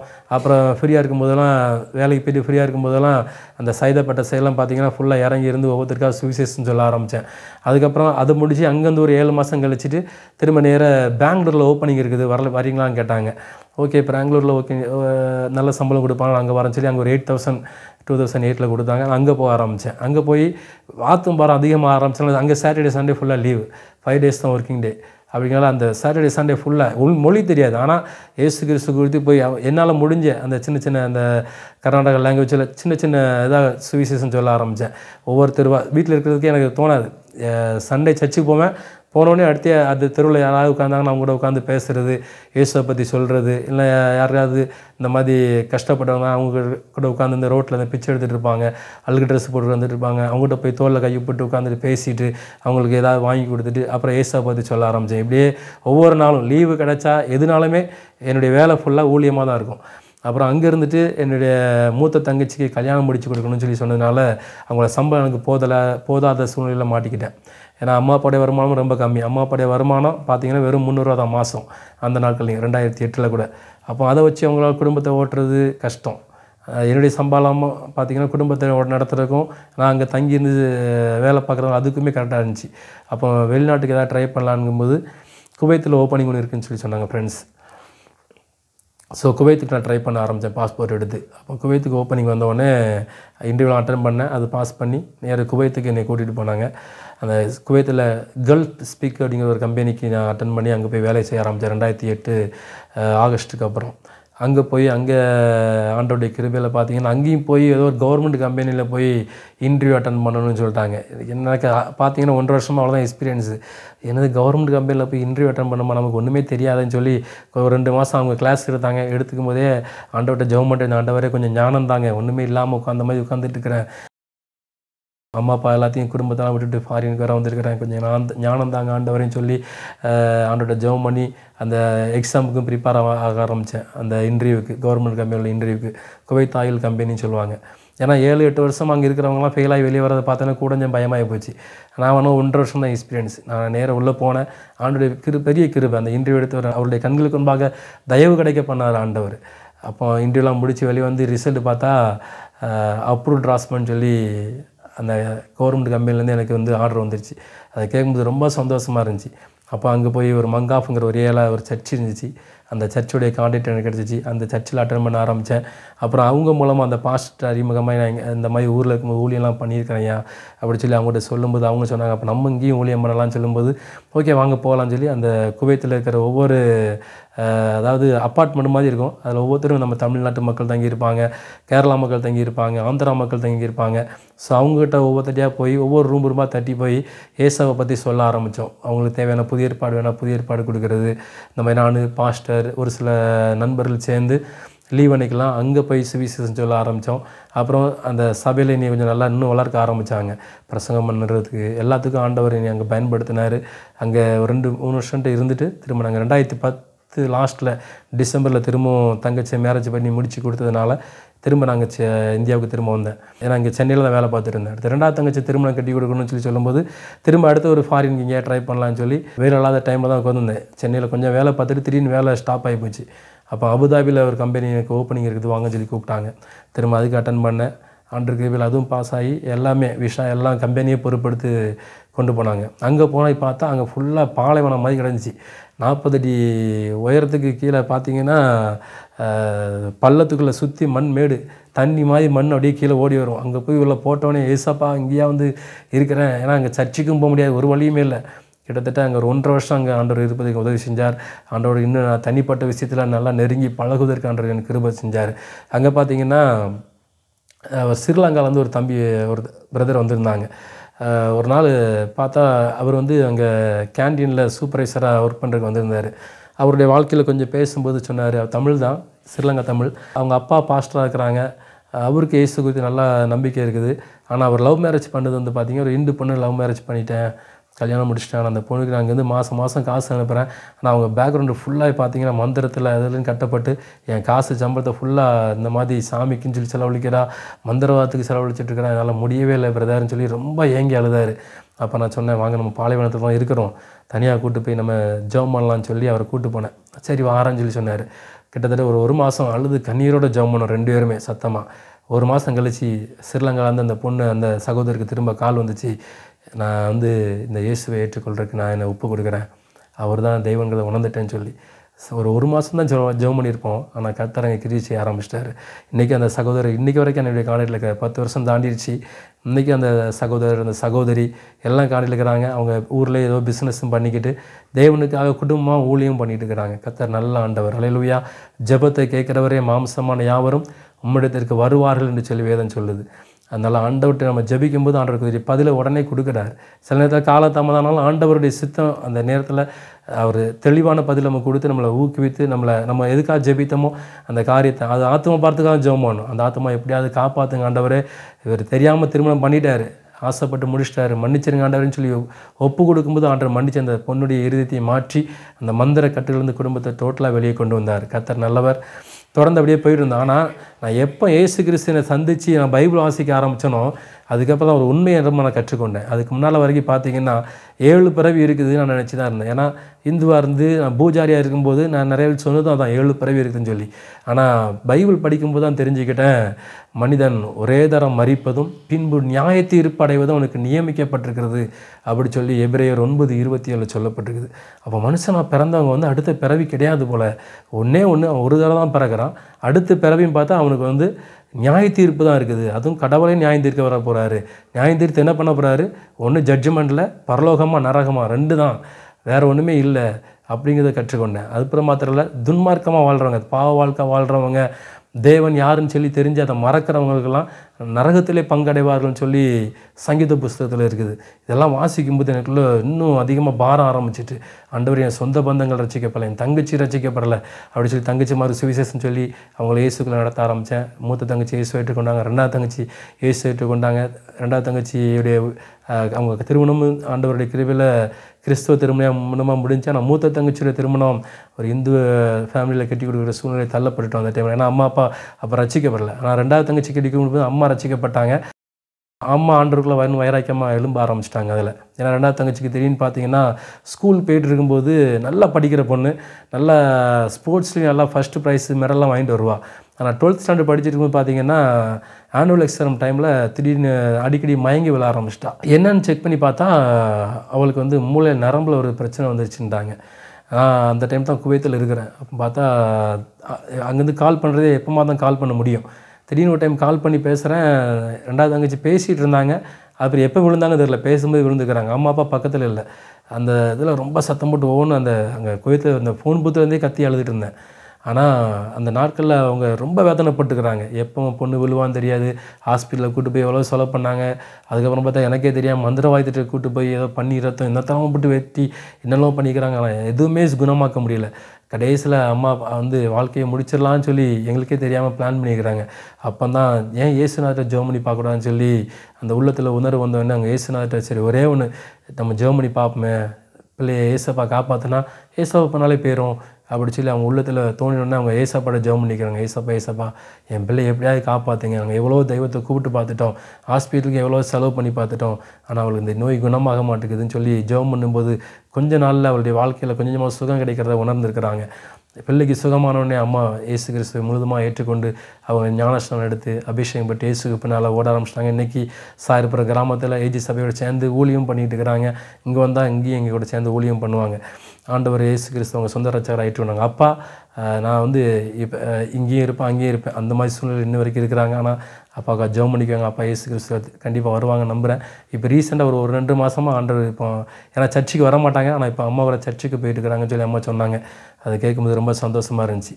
அப்போ நம்முடைய வாழ்க்கையில் இயேசு கிறிஸ்து இந்த பூமிக்கு ஏன் வந்தார், ஒரு மதத்தை பரப்ப வரலைங்கிறத நான் வேதத்தின் மூலமாக தான் கற்றுக்கொண்டேன். அதுக்கு முன்னால் வரைக்கும் நான் என்ன நினச்சிட்டு இருந்தேன்னா, அவர் ஒரு தெய்வம்னு சொல்லி சொல்கிறாங்க, ஆனால் நம்ம வணங்குறது தான் தெய்வம், நம்ம வணங்குறது தான் அந்த உலகத்தையே படைச்சதுன்னு நினச்சிருந்தேன். நான் எப்போ இயேசு கிறிஸ்து என்னை சந்திச்சாரோ அப்போ தான் நான் பைபிள் படிக்கும்போது தான் ஒவ்வொன்றா தெரிஞ்சுக்கிட்டேன். அவர் தான் வானத்தை உண்டாக்குனார், அவர் தான் பூமியை படைச்சார், அவர் தான் அந்த கடல் எல்லாத்தையும் இந்த அண்ட சராசரிகளையும் உண்டாக்கியிருக்கிறது அவர் தான். அவர் ஆரம்பத்தில் எல்லாத்தையும் உண்டாக்கி மனுஷன் இந்த பூமியில் படைச்சி அவன் எப்படி பாவத்தில் விழுந்தான், அந்த பாவத்துக்கு வர வேண்டிய தண்டனை என்னங்கிறத முழுமையாக வலியுறுத்துகிற ஒரே புத்தகம் பரிசுத்த வேதாகம் மட்டும்தான். அதிலேருந்து கற்றுக்கொண்டு அவர் இயேசு கிறிஸ்து அந்த பூமிக்கு வந்தார். அவர் வந்த நோக்கம் என்ன, இந்த உலகத்தில் இருக்கிற எல்லா முழு உலகத்துக்குரிய பாவங்களையும் தாம் மேலே ஏற்றுக்கொண்டு இந்த முழு உலகத்துக்கும் இந்த பாவ மன்னிப்பின் நிச்சயத்தை, ஏசப்பா என் பாவத்தை மன்னிங்க, நான் தெரிஞ்சு நிறைய பண்ணிக்கிறேன்டவரே அப்படி சொல்லி யார் உண்மையாக போய் அவர்கிட்ட போய் என்னை மன்னிச்சிருங்கன்னு சொல்லி சொல்கிறாங்களோ அவங்க மனசார மன்னித்து அப்படியே ஏற்றுக்கொண்டு அவங்கள பரிசுத்தமாக மாற்றுகிற ஒரே தெய்வம் இயேசுங்கிறத பைபிளை தான் நான் வாசிக்க கற்றுக்கொண்டேன். இதை வெளியே போய் சொல்லுங்கன்னு சொல்லி பரிசுத்த வேதாமத்தில் இயேசு கிறிஸ்து சொல்லி வச்சுக்கிறார். நீங்கள் உலகமெங்கும் போய் இந்த நற்செய்தியை சொல்லுங்கள், இந்த இயேசுவாகிய என் மூலமாக கிடைக்கிற அந்த ஆத்ம மீட்பை நீங்கள் போய் சொல்லுங்கன்னு சொல்லி பரிசுத்த வேதாகமத்தை எழுதி வைத்துக்கிறத பார்க்கும்போதெல்லாம் அதுக்கப்புறம் தான் அதிகமாக ஊழியத்துக்கே தாகம் அதிகமாக ஆரம்பிச்சிச்சு. ஒவ்வொரு கிராமம் ஓட ஆரம்பிச்சு. அதுக்கப்புறம் திரும்ப என்னுடைய 2ஆம் தங்கச்சி மேரேஜ் பண்ணி முடித்து கொடுத்துட்டு திரும்ப என்னுடைய மேரேஜுக்கு அவங்க ரெடியாக ஆரம்பித்தாங்க. அப்போது ஆண்டவர் என்னுடைய மேரேஜுக்கு நான் என்ன பண்ணுறேன்னு சொல்லி, ஏன்னா இங்கே சொந்த பந்தத்தில் பார்த்திங்கன்னா எங்கள் நான் கேஸ்ட் பார்க்குறது எனக்கு பிடிக்காது. ஏன்னா ஆண்டவர் வந்து கேஸ்ட்டை படைக்கலை, அதெல்லாம் மனுஷனாக உண்டாக்குனது. ஆனால் எங்கள் இதில் அம்மா அப்பா தேடும்போது கிறிஸ்தவ பொண்ணு கிடைக்காதுங்கிறதுனால நான் சரி ஆண்டவரே எங்கள் ஏதாவது ஒரு பொண்ணு நீங்கள் தாங்கன்னு ஜெபிக்கும்போது ஆண்டவர் ஒரு பொண்ணை எனக்கு இந்த ஒரு காரியத்தின் மூலம் உணர்த்தினார். அப்போ அம்மா அப்பாட்ட போய் கேட்கும்போது அவங்க சொன்னாங்க, அம்மா சொன்னாங்க அந்த பொண்ணு நல்ல பொண்ணு தான், நாங்கள் ஃபேமிலி ஃபுல்லாக பேக்ரவுண்டெல்லாம் வந்து ஹிந்துவில் இருக்கிறாங்க, அது நமக்கு சரிப்பட்டு வருமா அதெல்லாம், ஆனால் பொண்ணு நல்ல பொண்ணுன்னாங்க. அப்புறம் என் தங்கச்சி மாட்டையும் கேட்டேன், தங்கச்சிட்டு கேட்கும்போது அவங்களும் பொண்ணு நல்ல குணம்னா, அவங்க நல்ல ஜெபம் பண்ணுற பொண்ணு தான், வேணால் அவங்க அம்மா அப்பாட்ட வேணால் பேசி பார்க்கலாம் அப்படின்னு சொன்னாங்க. சரின்னு சொல்லி அவங்க அம்மா அப்பாட்ட போய் பேசலான்னு சொல்லி போனால் அவங்க அம்மா சொல்கிறாங்க, ஐயா நீ என்னுடைய காஸ்ட்டாக இருந்தால் நீ என் பொண்ணை கேட்டுன்னு சொல்லி நானே கேட்டிருப்பேன், ஆனால் நீ இங்கே கேஸ்ட்டு வேறு நாங்கள் கேஸ்ட்டு வேறு, எங்கள் ஊரில் ஏற்றுக்கிட மாட்டாங்க தம்பி, அதனால் அப்படியே நீங்கள் யோசிக்காதீங்க, அதை விட்டுருங்க அப்படி சொல்லி சொன்னாங்க. நான் ஒன்று ஏசப்பாட்ட மட்டும் ஜெபம் பண்ணேன், ஏசப்பா நீங்கள் தான் அதை எனக்கு இந்த மாதிரி அந்த பொண்ணுங்கிறத உணர்த்திருந்தீங்கன்னா நீங்களே பார்த்துக்கோங்க, ஆனால் இதில் போய் இனிமேல் நான் அவங்க அம்மா அப்பாட்ட பேச போகிறதில்ல, ஏன் இந்த ஸ்டெப்பு நான் எடுக்க மாட்டேன் ஆண்டவரே, நான் கேட்க வேண்டிய கடமை நான் கேட்டுட்டேன் அப்படி சொல்லி முடிச்சுட்டு திரும்ப அபுதாபிலேருந்து ஒரு டைம் வந்திருக்கும்போது சர்ச்சுக்கு வந்து அட்டன் பண்ணிவிட்டு அடுத்து நான் அபுதாபி கிளம்புற டைமில் எனக்கு ஸ்பெஷல் ஸ்பீக்கராக ஒருத்தர் எனக்கு பிரசங்கத்துக்கு அன்றைக்கி வந்திருந்தார். பார்த்தா அவர் ஏதோ ஒரு இடத்துல மிஷனரியாக இருக்கார் போல். அவர் என்னை பார்த்துட்டு இந்த மாதிரி எங்கள் தங்கச்சிக்கு மாப்பிள்ளை பார்த்துட்ருக்குறோம், நீங்கள் வேணால் அந்த உங்கள் வீட்டுக்கு வந்து பார்க்க வர சொல்லட்டுமா அப்படின்னு கேட்டாங்க. நான் சொன்னேன் எங்கள் அம்மா அப்பாட்ட பேசிக்கோங்க, நான் கேட்டுக்கிறேன், நீங்கள் அம்மா அப்பாட்ட வேணாலும் கேட்டுக்கோங்கன்னு சொல்லிட்டேன். அப்போ தான் அது சொல்லி முடித்து 1 மாதமாக 2 மாதம் தான் ஆயிருக்கும். நான் அபுதாபியில் இருக்கிறேன், எங்கள் வீட்டிலேருந்து கால் வருது, இந்த மாதிரி அவங்க ஏற்கனவே ஒருத்தவங்கிட்ட கேட்டேனே உங்கள் பொண்ணு இந்த மாதிரின்னு சொல்லி அவங்க வீட்டில் வந்து கேட்குறாங்க என் பொண்ணை தாரன்னு சொல்லி. என்ன நடந்துச்சுன்னு அதுக்கப்புறம் வந்து பார்த்தா ஏன்ட மிஷனரியாக வந்தவர் கேட்டவர் பார்த்தீங்கன்னா இவங்க சொந்தக்காரங்க, அவங்க தங்கச்சி கேட்டுறதுக்காக கேட்டிருந்தாங்க, டீச்சராக ஒர்க் பண்ணுறாங்க, கேட்டிக்கலாம்னு சொல்லி. அதுக்கு இவங்களுக்கு தெரிஞ்சிருக்கும் போல். அதுக்கு தெரிஞ்சோடனே இவங்க சொந்தக்காரங்களாம் பேசிட்டாங்க, அவன் உடனே கேட்குறான், நீ கேட்டுரு பேசாமல் உங்கள் பொண்ணு நல்லா அந்த தம்பி நல்ல தம்பி தான், அங்கேயும் கொடுத்துடலாம், எந்த உள்ளூர் ஆயிடுச்சு பிரச்சனை வராதுன்னு சொல்லி அதுக்கப்புறம் பார்த்தா ஊரில் தர்மகத்தார போய் எல்லாம் பேசி சமூகத்தோடு, ஏன்னா ஊர் சமூகத்தோடு நடக்கணும், ஏன்னா ஊரில் பார்த்திங்கன்னா கேஸ்ட் ரொம்ப பார்ப்பாங்க. அப்போ ஊர் சமூகத்தோடு மொதல் நடந்த திருமணமாக எங்களுடைய திருமணம் நடந்துச்சு. ஏன்னா எங்கள் சொந்தக்காரங்க சொன்னாங்க ஊரில் வச்சு நடத்த வேண்டாம், ஊரில் பிரச்சனை வந்துடும், எதிர்ப்பு வந்துட்டு அந்த டைம் ஏதாவது அடிதடி வந்துட்டால் கஷ்டமாக இருக்கும், சென்னைக்கு வந்துருந்தாங்க, ஒவ்வொருத்தராக ஒவ்வொருத்தருக்கு கூப்பிட்டு இருந்தாங்க. நான் சொன்னேன், இயேசு கிறிஸ்து என் கூட இருக்கிறாரு, அவர் தான் இதுக்கு இந்த திருமணத்தை நடக்க வைக்கிறது, அவர் தான் பொறுப்பு, அவர் தான் இதுக்கு என்ன உணர்த்தினார்னா இதே கிராமத்தில் பெற்றோர் சம்மதம் ஊர் சம்மதத்தோடு நடக்கணும். அப்படி நடந்தால் மட்டும்தான் அந்த மேரேஜ் முடிக்கணும். இல்லை வேண்டாம், அப்படி பயந்து ஓடுற அளவுக்கு நான் அதில் எதுவும் தப்பு எதுவும் பண்ணலை அப்படி சொல்லி ஆண்டவர் சமூகத்தில் ப்ரேயரில் வச்சேன். சொந்தக்காரங்கிட்டையும் அப்படி தான் சொன்னேன். ஆனால் ஆண்டவருடைய கிருபை அது அவங்க அம்மா அப்பாவை மாப்பிள்ளையும் கேட்க வச்சு ஊர் சம்மதத்தோடு கூட நல்லபடியாக ஆண்டவர் திருமணத்தை முடிக்க வச்சார். அந்த திருமண டைமில் ஆண்டவர் என்ன ஒன்றே ஒன்று பேசினார். ஏன்னா அந்த ஃபேமிலி ரொம்ப கஷ்டப்பட்டவங்க தான். அதுக்கு முன்னாடி எனக்கு நிறைய சொந்தத்துலேருந்து நிறைய பேர் வந்தாங்க, 60 பவுன் போடுமா அதை போடுமா எல்லாம் வந்திருந்தாங்க. ஆனால் எங்கள் அப்பா அதுக்கு ஆசைப்பட்டிருந்தாங்க. நான் என்னுடைய அம்மாட்ட நான் சொன்னேன் சொல்லியிருந்தேன், கேஷ் நம்ம பார்க்கக்கூடாது, ஆண்டவர் படைக்கலை. ரெண்டாவது எனக்கு ஆண்டவர் உணவு கற்றுக் கொடுத்தார், நீ ஆபிரகாமின் சந்ததி நம்புறியான்றார். ஆமா ஆண்டவர் என்ன. அப்போ ஆபிரகாம் தனக்கு வரவிருந்த மருமகளுக்கு பொன் ஆபரங்கள்லாம் தன்னுடைய வேலைக்காரன் கையில் கொடுத்து அனுப்பியிருந்தார். இதை வாஸ்து வரும்போது தான் ஆண்டவர் எனக்கு கற்றுக் கொடுத்தாரு. அப்போ நீயும் உன்னுடைய திருமணத்தில் வரதட்சணை வாங்கக்கூடாது, ஜாதி பார்க்கக்கூடாது, ரெண்டாவது வரதட்சணை வாங்கக்கூடாது, நீ தான் போட்டு முடிக்கணும் அப்படின்னு சொல்லி ஆண்டு கற்றுக் கொடுத்தோன்னே. ஏன்னா எங்கள் வீட்டில் அப்பா அதுக்கு சுத்தமாக சம்மதிக்க மாட்டாங்கன்னு நல்லாவே தெரியும். அம்மா ரசிக்கப்பட்டாங்க. அதனால் அம்மாட்ட மெதுவாக சொன்னேன், அம்மா இந்த மாதிரி ஆண்டவர் என்னை உணர்த்திருக்காரு, அதனால் நான் இதை பற்றி தான் பின்பற்றணும்னு ஆசைப்பட்றேன், ஏசப்பா சத்தத்துக்கு நான் செவி சாய்க்கணும்னு ஆசைப்பட்றேன்னா அம்மா கொஞ்சம் நல்ல ஓகே நீ ஏசப்பா சொன்னாரா நீ அதை அப்படியே பின்பற்று அப்படின்னு சொல்லிட்டாங்க. அதை கேட்க ரொம்ப சந்தோஷமாச்சு. அப்பா மட்டும் கொஞ்சம் ரொம்பவே எதிர்ப்பு தெரிவித்தாங்க. ஆனால் ஆண்டவருடைய கிருபையினால் கொஞ்சம் நகையும் அவங்களுக்காக சேர்த்து திருமணத்துக்குரிய முழு செலவையும் எடுத்து ஆண்டவர் நல்லபடியாக அந்த திருமணத்தை ஊர் சமூகத்தோடு முடிய ஆண்டவர் கிருபை பாராட்டினார். சாட்சி அந்த இடத்துலையும் ஆண்டவர் அந்த திருமண வாழ்க்கையிலையும் சாட்சியாக நிற்பதற்கு உதவி செஞ்சார். அதுக்கப்புறம் சென்னையில் அங்கே 2014 அங்கே வந்தோம்.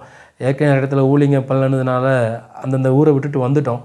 இந்த கிராமத்தில் கேளம்பாக்கத்தில் உட்காந்துருக்கும்போது இங்கே ஏதாகிலும் ஒரு காரியத்தை நம்ம ஆண்டுக்காக செய்யணும், திருமணமாக முடிச்சுட்டு வந்துட்டோம், கணவன் மனைவியாக சேர்ந்து செய்யணும்னு சொல்லி அங்கே முயற்சி எடுக்கும்போது இங்கே ஒரு ஏஜி சபை இருந்துச்சு. அங்கே போய் ஆண்டவர் கிருபையில் அட்டன் பண்ணோம், சர்வீஸ் அட்டன் பண்ணி அப்புறம் அந்த பாஸ்டர்கிட்ட எங்களுடைய வாழ்க்கையை சொன்னோம். அப்போ அவர் சொன்னார், வாங்க நம்ம இங்கே கிராம ஊழியம் செய்யலாமே அப்படின்னு சொல்லி அவரும் எங்களை உற்சாகப்படுத்தினார். ஸோ கேளம்பாக்கத்தில் ஒரு கிராமம் போய் சொல்லி ஊழியம் செய்ய ஆரம்பித்தோம். அதுக்கப்புறம் ஏற்கனவே நாங்கள் முன்னால் 2007-8 கடற்கரை ஜபம்னு சொல்லி ஜபிக்க போவோம். அப்போ உள்ள ஃப்ரெண்ட்ஸு ஒரு 6 வருஷம் கழித்து திடீர்னு அவருடைய அறிமுகம் திரும்ப எனக்கு கிடச்சிச்சு. அவருங்க CPCL சென்னை பெட்ரோலியம் அந்த சென்ட்ரல் கவர்மெண்ட் ஜாப்பில் இருக்கிறாருன்னு சொல்லி எனக்கு திடீர்னு என் நம்பரை வாங்கி எனக்கு கால் பண்ணார். அப்போ அவர் வந்தோடனே அவர் கால் பண்ணோடனே அவரோட நாங்கள் திரும்ப சேர்ந்து ஜெபம் பண்ணலாம் அப்படி சொல்லி அவரோட நாங்கள் சேர்ந்து ஜெபிக்கும் போது ஆண்டவர் இங்கே ஏன் ஒரு ஊழியத்தை புதுசாக துவங்கக்கூடாது, சுவிசேஷ ஊழியமாக ஏன் ஆரம்பிக்கக்கூடாது, அழைப்பு சுவிசேஷ அழைப்பு, அப்போ நம்ம ஏன் இங்கே ஒரு டீம் அங்கே ஒரு குரூப்பை நம்ம எழுப்பக்கூடாதுங்கிற ஒரு பாரத்தை கொடுத்தாரு. 2 பேரும் சேர்ந்து பவர் ஆஃப் ஹெவன்லி ஃபாதர் மினிஸ்ட்ரின்னு சொல்லி ஒரு நேமை வச்சு ஆண்டவர் ஆரம்பிக்க உதவி செஞ்சார். இன்றைக்கி கிட்டத்தட்ட ஒரு 10 குடும்பங்கள் இணைஞ்சி ஆண்டுடைய கிருபையினால் மாதம் இந்த முதியோர் இல்லங்களுக்கு அப்புறம் அந்த சிறு பிள்ளைகளுக்கு கஷ்டப்படுறவங்களுக்கு ஹெல்ப் பண்ணுறது, அதுபோல் ஒவ்வொரு கிராமத்துலேயும் போய் ஊழியம் செய்ய ஆரம்பித்தோம். ஒவ்வொரு கிராமமாக போய் அந்த சபையை கான்டாக்ட் பண்ணி அந்த சபையில் உள்ள மக்களை மட்டும் அந்த கிராமத்துக்குள்ளே கூப்பிட்டு போய் எங்கே நம்ம கூட இருக்கிற குரூப்பில் உள்ள மக்களும் அவங்கள சேர்ந்துப்பாங்க. ஒவ்வொரு வீட்டையும் நல்லா விசாரித்து முதல்ல போய் அந்த வீட்டில் நல்லா விசாரணை செய்து அதுக்கப்புறம் அந்த இயேசு கிறிஸ்து குறித்து மெதுவாக அவர் யார், அவர் எப்படிப்பட்டவங்கிறத மெதுவாக சொல்லி அவர் எதுக்காக வந்தாருன்னு சொல்லி அவங்களுக்காக ஜெபம் பண்ணி இப்படி ஒரு சில குடும்பங்கள் ஆண்டவர் பிசாசின் பிடிந்து விடுதலை ஆக்கினார், வியாதிகளை சுகமாக்கினார். அநேக சபைகளுக்கு நம்முடைய நோக்கம் என்ன, எப்படியாவது சபையெல்லாம் அங்கங்கே இருக்கிற சபை நிரம்பணும். அந்த சபைக்குள்ளே ஆண்டவர் அந்த ஆத்துமாக்களை சபைகளை நடத்தும்போது அந்த ஆத்துமாக்கள் சத்தியத்தில் வளர ஆரம்பிக்கும். இயேசு கிறிஸ்து வருகைக்கு அது ஆயத்தமாகுங்கிற பாரத்தோடு தொடர்ந்து செய்ய வைத்தார். இப்பவும் ஆண்டவரை செய்ய தொடர்ந்து ஒவ்வொரு மாதம் செய்வதற்கு ஆண்டவர்கள் கிருபை தந்து கொண்டிருக்கிறார். தொடர்ந்து இந்த ஊழியத்துக்காக ஜெபித்துக் கொள்ளுங்கள். இயேசு கிறிஸ்து உங்களை ஒவ்வொரு நேசிக்கிறார். இவர்கள் ஆண்டவரை சந்தித்த விதத்தை குறித்து சாட்சி அவங்களுக்கு சொல்வதற்கு ஆண்டு கிருபை செஞ்சார். கர்த்தருடைய பரிசுத்த நாமத்துக்கு மகிமை உண்டாகட்டும். என்னுடைய மனைவி பேர் ஆனந்தி, ஒரு அழகான மனைவி ஆண்டு கொடுத்தாரு. 2 பிள்ளைகள் ஆண்டு கொடுத்தாரு. பியூலா ஷெர்லின்கிற ஒரு பொண்ணையும் ஜூடி சிறவேலுங்கிற ஒரு தம்பியும் ஆண்டு கொடுத்தாரு. இன்னொரு பாப்பாவை அவங்க சொந்தத்திலேருந்து எடுத்து வளர்ப்பதற்கு ஆண்டு கிருபை செஞ்சுருக்கிறாரு. ஆண்டுடைய பெரிய பரிசுத்தமான நாமத்துக்கு மகிமை உண்டாகட்டும். குடும்பமாக இணைஞ்சு இன்றைக்கி ஆண்டருக்காக ஊழியம் பண்ணிகிட்டு இருக்கிறோம். மனைவி கவர்மெண்ட்டில் கான்ட்ராக்டில் நர்ஸாக ஒர்க் பண்ணிகிட்டு இருக்கிறாங்க. நானும் அந்த ஐடிஐ படித்த அந்த படிப்புக்கு ஏற்றவாறு இன்றைக்கி கிண்டி பக்கத்தில், சென்னையில் கிண்டி பக்கத்தில் ஒரு கம்பெனியில் வேலைக்கு போய்கொண்டே சாட்டர்டே சண்டே லீவு, அதனால் அந்த நாட்களில் ஆண்டருக்காக ஊழியம் செய்து கொண்டுக்கிறேன். குடும்பத்தமாக இயேசு கிறிஸ்துவுக்காக குடும்பமாகவும் ஒரு குரூப்பாகவும் இணைஞ்சி நாங்கள் ஓடிக்கிட்டு இருக்கிறோம். ஏன் இதை நான் அவங்கள்ட்ட சொல்கிறேன்னு சொன்னால், நான் ஒரு காலத்தில் பார்த்திங்கன்னா ஃபுல்லாக விக்கிரகத்தான் அடிமையாக இருந்தேன். விக்கிரகம் தான், அந்த இதுதான் சாமி, அந்த இதுதான் தெய்வம், அதுதான் நம்மகிட்ட பேசும், அதனால தான் நம்முடைய இந்த உலகம் ஃபுல்லாக உண்டாச்சு, அதை நம்ம இந்த உலகம் ஃபுல்லாக அந்த சாமி குறித்து தான் பேசணும்னு சொல்லி அந்த சத்தத்துக்காக ஏங்கிட்டு இருந்தேன். சாமி என்கிட்ட பேசுன்னு சொல்லி. ஆனால் பார்த்தீங்கன்னா நான் சாக போகும்போது அது என்னை காப்பாற்றவும் வரல, அது என்கிட்ட ஒரு நாளும் பேசவும் இல்லை. பல வருஷங்கள் அதுக்காக என்னுடைய தூக்கத்தை தான் நான் வீணாக கழிச்சிருக்கிறேன். ஆனால் நான் சாக போகும்போது யார் தெய்வம் இல்லைன்னு சொல்லி நான் விரட்டிகிட்டு இருந்தனோ, யார் தெய்வம் இல்லை அவர் வேண்டான்னு சொல்லி வெறுத்திருந்தனோ, அவர் என்னை பார்த்து நான் அவனை நேசிக்கிறேன்னு சொல்லி அந்த சத்தத்தோடு கூட என்னை தேடி வந்தார். எவ்வளோ அன்பான தெய்வம் பாருங்கள். ஆனால் உண்மையிலே அவர் தான் தெய்வம். அவரை அன்றி வேறொரு நாமம் இல்லைன்னு சொல்லி பரிசுத்த வேதாகமத்தில் சொல்லப்பட்டிருக்கு. வானத்தின் கீழங்கும் பூமிக்கு மேலே நம்முடைய ஆத்தும ரட்சிப்புக்குன்னு சொல்லி பார்த்தீங்கன்னா இயேசுங்கிற நாமமே தவிர வேறொரு நாமம் இந்த பூமியில் அறிவிக்கப்படவே இல்லையாம். அப்போ மீதி எல்லாம் பொய் தான். நம்ம நிறைய நாமங்கள் சொல்லிட்டு இருக்கிறோம், 33 கோடி தேவர்கள்னு சொல்லிட்டு இருக்கிறோம். ஆனால் எல்லாம் பார்த்தீங்கன்னா பரிசுத்த வேதாகமத்தில் நீங்கள் வாசித்த பார்த்தீங்கன்னா சொல்லுது இயேசுங்கிற ஒரே ஒரு நாமம் தான் இருக்குதுன்னு சொல்லி. அந்த இயேசுங்கிற நாமம் எதுக்காக? நம்முடைய ஆத்ம மீட்புக்காக. இயேசு எதுக்கு இந்த பூமிக்கு வந்தார்? நம்முடைய பாவத்துக்கு பரிகாரம் நமக்கு செய்வதற்காக. நம்ம தான் நிறைய இடத்துல போய் பரிகாரம் செஞ்சுட்டு இருக்கிறோம். ஆனால் தெய்வமே பரிகாரம் அந்த பூமிக்கு வந்திருக்கிறாரு. நம்முடைய பரிகாரம் போய் நம்ம பண்ணி தெய்வத்துக்கு பரிகாரம் பண்ணி அது மூலமாக தான் நம்ம பாவத்துக்கு நிவர்த்தி உண்டாங்கன்னு சொன்னால் அப்போ தெய்வம் அந்த பரிகாரத்தை விட ரொம்ப கீழே போயிட்டு தானே, உண்மை தானே அது. ஆனால் இங்கே தெய்வமே நமக்காக இயேசுங்கிற பேரில் கன்னி மரியாளுடைய வயிற்றில் பிறந்து 33 வயதில் ஒரு பாவம் செய்யாத அவர் பரிசுத்தமான தெய்வம், மகா பரிசுத்தமான தெய்வம், நீதி உள்ள தெய்வம், உண்மையுள்ள தெய்வம், மகா கிருபையும் இரக்கம் உள்ள தெய்வம். இந்த பூமியில் கோடிக்கணக்கான தேவதூதர்கள் மத்தியில் மகிமையாக வாழ்ந்து வந்தவர் நமக்காக நம்முடைய பாவத்துக்கு தண்டனையிலிருந்து விடுதலை கொடுப்பதற்காக, நரகத்திலிருந்து விடுவிப்பதற்காக, கொடூரமான எரிகிற அக்கினி ஜுவாலிலிருந்து நம்முடைய ஆத்மாவை தப்புவிப்பதற்காக மனிதனாக பிறந்தார். மனித பிறவியாக அவர் எடுத்தார். 33 வயசில் நமக்காக அந்த வாலிய பருவத்தில் சிலுவையில் அடிக்கப்படுவதற்கு தன்னை அர்ப்பணித்தார். இல்லைன்னா அவர் தெய்வம், அவர் சர்வ வல்லமையுள்ள தெய்வம், அவர் அடிக்க முடியுமா? முடியாது. அவர் நமக்காக தன்னை அர்ப்பணித்தார். ஒரு பாவம் அறியாத அவர் தன்னுடைய இரத்தத்தை முழுதுமாக சிந்தினார். அந்த சிந்தப்பட்ட இரத்தத்தை யார் நம்புகிறாங்களோ வேதம் சொல்கிறது இயேசு கிறிஸ்துவின் இரத்தம் சகல பாவங்களையும் நீக்கி நம்மை சுத்திகரிக்கும் சொல்லி. நம்முடைய பாவங்களை நாம் அறிக்கையிட்டால் மட்டும் போதும், நம்முடைய எல்லா அநியாயத்தையும் நீக்கி நம்மளை சுத்திகரிப்பதற்கு அவர் ஒருவர் தான் உண்மையுள்ளவர், அவர் ஒருவர் தான் நீதியுள்ளவர்னு சொல்லி வேதம் சொல்லுது. ஆகவே இதை கேட்டுக்கொண்டிருக்கிற அன்பு தாய்மார்களே, அன்பு தகப்பன்மார்களே, அன்பு சகோதர சகோதரிகளே, இயேசு உங்களையும் ரொம்ப ரொம்ப நேசிக்கிறார். மகா கொடூரமான பாவியாக இருந்த என்ன இவர் நேசிக்கிறேன்னு சொல்லி தேடி வந்த அந்த இயேசு இன்று உங்களையும் பார்த்து சொல்கிறார், அன்பு மகனை நான் ரொம்ப நேசிக்கிறேன்னு சொல்லி. உங்களை ரொம்ப ரொம்ப நேசிக்கிறார். உங்களுக்காக தன் ஜீவனையே கொடுத்துருக்கிறார். அவர் அப்படியே இறந்து அப்படியே மக்கி மண்ணோட போல 3ஆம் நாள் உயிரோடு எழுந்தார். சர்வ வல்லமையுள்ள தேவன் இன்றைக்கும் ஜீவிக்கிறார். நீங்கள் அவர்கிட்ட பேசி பாருங்கள், உங்கள்கிட்ட பேசுவார். உங்கள் உள்ளத்தில் அவர் பேசுவார். உங்களுக்கு தெரிஞ்சால் பக்கத்து உங்கள் வீட்டில் பைபிள் இருக்குன்னு சொன்னால் வேறு யார்ட்டாவது பைபிள் உங்களுக்கு கிடைக்கிறக்கூடிய சூழ்நிலை ஏதாவது பக்கத்தில் இருக்குன்னா போய் அதை வாங்கி அதை வாசித்து பாருங்கள். அந்த பைபிள் மூலமாக இயேசு பேசுவார். நம்முடைய வாழ்க்கையுடைய தரம் என்னங்கிறத காட்டுவார். நம்முடைய வாழ்க்கை எவ்வளவு நல்ல வாழ்க்கை வாழ்ந்துட்டு இருக்கிறோமா இல்லை இது தவறான வாழ்க்கை வாழ்ந்துட்டு இருக்கிறோமான்னு சொல்லி நீங்கள் வேதத்தை படிக்கும்போது அதை அருமையாக கற்றுக்கொள்ள முடியும். நம்முடைய வாழ்க்கையினுடைய உன்னத நோக்கம், அந்த பூமியில் பிறந்ததுக்கான நோக்கம்ங்கிறத முழுவதும் நம்முடைய சுட்டி காண்பிக்கக்கூடிய ஒரே கண்ணாடி பரிசுத்த வேதாகம் மட்டும்தான். நீங்கள் ஏசப்பாவுடைய அந்த பரிசுத்த வேதாகமத்தை உங்களால் முடிஞ்சால் அதை கிடைக்குஞ்சா வாங்கி உங்கள் வாழ்க்கையில் படித்து பாருங்கள். உங்கள் வாழ்க்கையில் ஒரு உன்னதமான நோக்கத்தை நீங்கள் அறிந்து கொள்வீங்க. எல்லாவற்றுக்கும் மேலாக இயேசு கிறிஸ்துவை நோக்கி கூப்பிடுங்க. ஏசப்பா, ஏன்னா அவர் வந்த நோக்கம் நம்முடைய பாவத்துக்கு பரிகாரமாக. ஏசப்பா, நம்ம பாவம் செய்தாங்க யாரும் இந்த பூமியில் கிடையாது. ஏதாயிலும் ஒரு பாவம் நம்முடைய வாழ்க்கையில் என்ன செய்யும்? நல்லவர்கள்னு சொல்லி சொன்னால் கூட அவங்களுடைய இருதயத்தை தொட்டு பார்த்தீங்கன்னா வெளியே தெரிஞ்சுன்னா ஏற்றுக்கொள்ளக்கூடிய முடியாத அளவுக்கு அவங்களுடைய வாழ்க்கையில் சுபாவம் மறைஞ்சிருக்கும். ஆனால் எல்லாவற்றையும் ஏசப்பாட போய் சொன்னால் போதும், அவர் நம்முடைய மாற்றிடுவார். என் வாழ்க்கையில் கோபத்தை முழுதும் ஒரே நாளில் அந்த கோபம் போக ஆரம்பிச்சு, தேவையில்லாத தீய பழக்கங்களை விட்டு ஏசப்பாட நான் எப்போ அர்ப்பணிச்சேன் அத்தோடு போக ஆரம்பிச்சு. அவருடைய வாழ்க்கையில் குணாதிசயங்கள் ஒவ்வொரு நாளுக்கு நாள் மெருகிடப்பட்ட ஆரம்பிச்சிச்சு. ஸோ ஏசு ரொம்ப நேசிக்கிறார். ஏசப்பாட சொல்லுங்கள், ஏசப்பா என் பாவத்தெல்லாம் மன்னிங்க, நிறைய தப்பு செஞ்சுக்கிறேன் ஏசப்பா. நான் அம்மா அப்பாவுக்கு விரோதமாக தப்பு பண்ணிக்கிறேன், என் மனைவிக்கு விரோதமாக தப்பு பண்ணிக்கிறேன், என் கணவனுக்கு விரோதமாக தப்பு பண்ணிக்கிறேன், என் பிள்ளைகளுக்கு விரோதமாக தப்பு பண்ணிக்கிறேன், என் நண்பர்களுக்கு விரோதமாக தப்பு பண்ணிக்கிறேன், உங்களுக்கே விரோதமாக நிறையா வாழ்ந்துட்டு ஆண்டவர் என்னை மன்னிச்சிருங்க. என் பாவத்துக்காக நீங்கள் சிலுவையில் அடிக்கப்படுறதுக்காக நன்றி ஆண்டவர்னு சொல்லி ஒப்பு கொடுப்பீங்களா? ஏசப்பா என்னை மன்னிங்க ஏற்றுக்கொள்ளுங்கன்னு சொல்லி ஏசப்பாட்ட அர்ப்பணிப்போமா? நீங்கள் வேறு ஒன்றும் இல்லை, ஏசப்பா என் பாவத்தை மன்னிங்க, உங்கள் ரத்தத்தினால் என்னை கழுவுங்க, என்னை சுத்தம் பண்ணுங்கன்னு சொல்லி நீங்கள் ஒவ்வொரு நாளும் ஏசப்பாட்ட சொல்லி பாருங்கள். உங்கள் வாழ்க்கையில் ஒவ்வொரு நாளும் குணாதிசயங்களில் மாற்றத்தை பார்ப்பீங்க. இயேசு கிறிஸ்து இந்த பூமியில் வந்த நோக்கத்தை நீங்கள் உணர்ந்து கொள்வீங்க. நல்லா சொல்கிறேன் கவனிங்க, மனுஷன் ஒரே தரம் மரிப்பதும் பின்பு நியாய தீர்ப்பு அடைவதுன்னு சொல்லி வேதத்தில் எழுதப்பட்டது. நியாய தீர்ப்புன்னு சொன்னால் நம்ம இந்த பூமியில் வாழ்ந்த வாழ்க்கைக்கு ஏற்றவாறு, அதாவது நம்ம ஒரு கொலை பண்ணிட்டான்னு சொன்னால் அந்த கொலைக்கு தண்டனை என்ன, ஜட்ஜி என்ன கொடுக்குறாரோ அந்த தண்டனை அனுபவிச்சு தான் ஆகணும். இப்போ இயேசு கிறிஸ்து திரும்ப இந்த பூமிக்கு வருவேன்னு சொல்லிக்கிறாரு. அவர் அப்போ ஜட்ஜாக வருவார். நம்ம இந்த பூமியில் வாழ்ந்த வாழ்க்கைக்கான எல்லா விதமான அந்த வாழ்க்கைக்கு ஏற்ற, நம்ம இந்த கிரிக்கு ஏற்ற வாழ்க்கை, இந்த கிரிக்கு ஏற்றவாறு நம்முடைய வாழ்க்கையில் கிரி செஞ்சுக்கிட்டு இருக்கலாம். ஒவ்வொரு நாளும் யாருக்கு விரோதமாக தப்பு பண்ணி இருந்துருக்கலாம். அந்த எல்லாவற்றுக்கும் ஏற்ற விதமான தண்டனை கொடுக்கக்கூடிய ஜட்ஜாக இந்த பூமிக்கு வரப்போகிறாரு. ஆனால் அதுக்கு முன்னால் நம்முடைய வாழ்க்கை இந்த பூமியில் மரிப்பதற்கு முன்பாக ஏசப்பாவை ஏற்றுக்கொண்டு அனுதினமும் அவர்கிட்ட நம்ம பேசி வாழ்ந்து வந்தோம்னா நம்முடைய வாழ்க்கையில் ஒரு பரிசுத்தமான வாழ்க்கை ஜீவித்தை அவர் வாழ வைப்பார். அவருடைய பிள்ளையாக வாழ வைப்பார். திரும்ப வரும்போது அவரை ஏற்றுக்கொண்டதினால அவர் பரலோகத்துக்கு நம்ம ஏற்றுக்கொண்டு போவார். நம்ம இயேசு கிறிஸ்துக்குள் அர்ப்பணிப்போமா? உங்களுக்கு அர்ச்சனை ஜெபம் பண்ணட்டுமா? நேசிக்கிற நல்ல பிதாவே, நீர் கொடுத்த அந்த நல்ல நேரத்துக்காக நன்றி செலுத்துகிறோம் சுவாமி. என்னுடைய வாழ்க்கையில் நீர் என்னை சந்தித்த விதத்தை சாட்சியாக கூறுவதற்கு கர்த்தர் கொடுத்த அந்த நல்ல தயவுக்காக உங்களுக்கு நன்றி செலுத்துகிறேன்.